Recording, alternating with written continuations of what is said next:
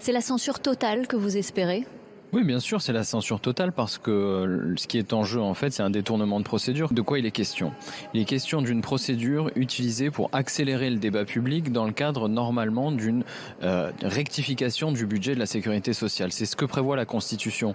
On voit bien que ce qui est en jeu là, c'est pas un simple exercice de comptabilité nationale ou qui permet d'aller plus vite et d'éviter des blocages qui seraient inopportuns. En l'occurrence, ce dont il est question, c'est d'une réforme de fond du système de retraite sur les 20-30 prochaines années. On comprend bien que ça n'a rien à voir avec finalement l'utilisation du 47.1 qui est ce temps limité des débats. Il n'y a pas la sincérité des débats que vous mettrez en avant ?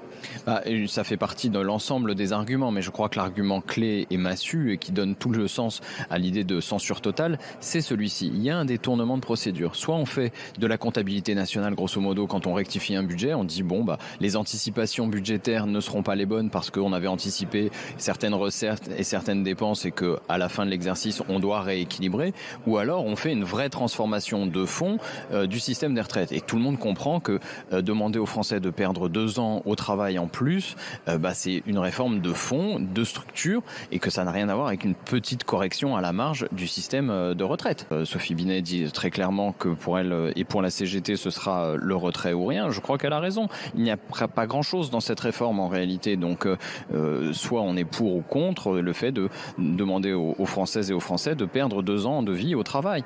Donc voilà, je crois que tout le monde comprend le sens et l'objectif.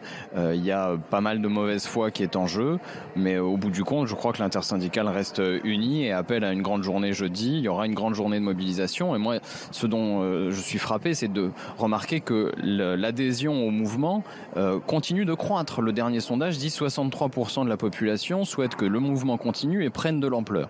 Et je me dis, 63% de la population, ou en tout cas des adultes de ce pays, ça fait quand même presque 25 millions de personnes. Eh bien, j'espère que parmi toutes ces personnes, elles prendront la responsabilité aussi de marcher et que jeudi, nous serons des millions dans la rue pour faire entendre raison à Emmanuel Macron. C'est vrai. Alors d'abord, je voudrais corriger quelques propos de mon collègue. Il y a effectivement l'habitude chez Emmanuel Macron de passer au-dessus de toutes les jurisprudences, de toutes les habitudes des pratiques démocratiques. D'abord, le premier objectif, c'est le retrait de la réforme. D'autres l'ont fait avant lui, qui ne se sont pas déshonorés en retirant la réforme. C'est Jacques Chirac et Dominique de Villepin qui avaient retiré le CPE. Il y a un autre précédent en matière de RIP. C'était le RIP sur les aéroports de Paris. Il y a eu le Covid entre-temps. Bien sûr, mais la procédure et l'usage qui semble s'être installé, c'est que quand il y a un RIP, une démarche qui est commencée, ça suspend la mise en place d'un texte. Mais ce n'est pas dans les textes, en fait. Ça n'est pas dans les textes, mais comme vous voyez, ça aurait pu être un usage accepté, manifestement. C'est ce que vous demandez, on a en tout cas. Problème. Ce serait une des raisons pour lesquelles le RIP est une bonne ressource de la lutte contre le projet. Tout à l'heure, mon collègue disait le Conseil constitutionnel ne va pas se prononcer sur l'opportunité du texte. Moi, j'ajoute une chose, c'est que, et il a précisé que c'est l'opportunité, c'est l'objet des débats à l'Assemblée nationale. Mais précisément, à l'Assemblée nationale, il n'y a pas eu de vote. Il n'y a pas eu de vote au 49.3. Au 49.3 et à la volonté du gouvernement de passer en force parce qu'il n'y avait pas de majorité dans notre hémicycle pour adopter ce texte. Donc je crois que ce qui est en jeu désormais pour la population française, c'est de se dire quelle attitude nous devons tenir devant quelqu'un, devant une personne qui cherche d'imposer sa volonté. C'est dans la Constitution, le 49.3. Mais il y a peu de chances et la légitimité sont de ce point de vue-là, l'article soit revu par les sages.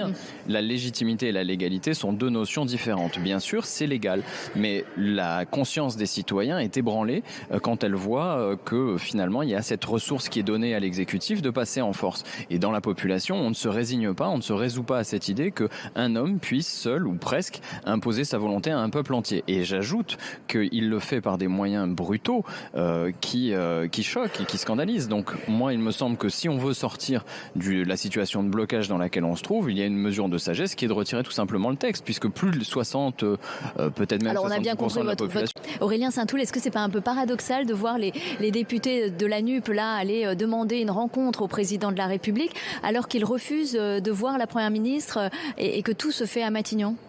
Alors, plusieurs choses. D'abord, je trouve un peu curieux que le président de la République délègue son directeur de cabinet pour recevoir des parlementaires.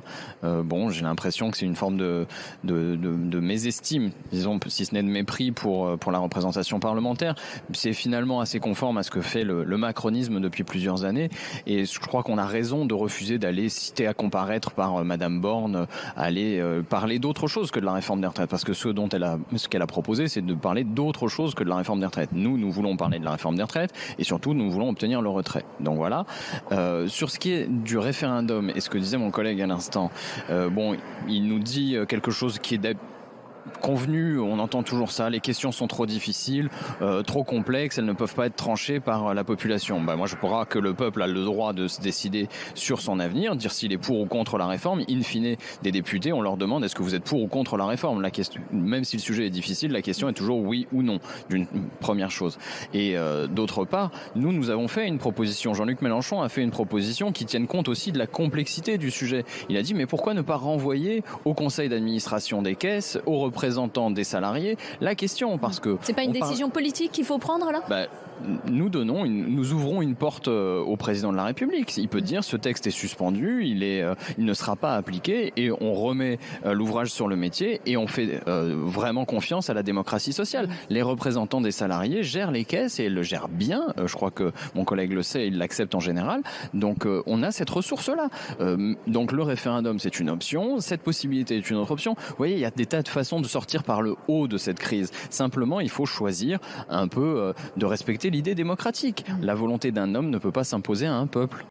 Je crois que c'est une évidence. On ne peut pas faire une campagne contre la NUPES et intégrer ensuite un groupe de la NUPES. Ça n'a pas de sens. Donc, elle n'est pas la bienvenue à la NUPES pour vous ? Madame Froger a pris ses responsabilités. Elle a fait campagne contre l'idée même de la NUPES. Si aujourd'hui elle souhaite siéger dans un groupe de la NUPES, il y a une contradiction et même un mensonge à l'égard de ses électeurs. Elle a choisi d'être élue avec les voix des macronistes, avec les voix de l'extrême droite, qu'elle en prenne acte, nous en avons pris acte.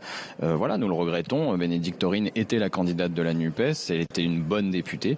Malheureusement, les urnes n'ont pas permis de la reconduire.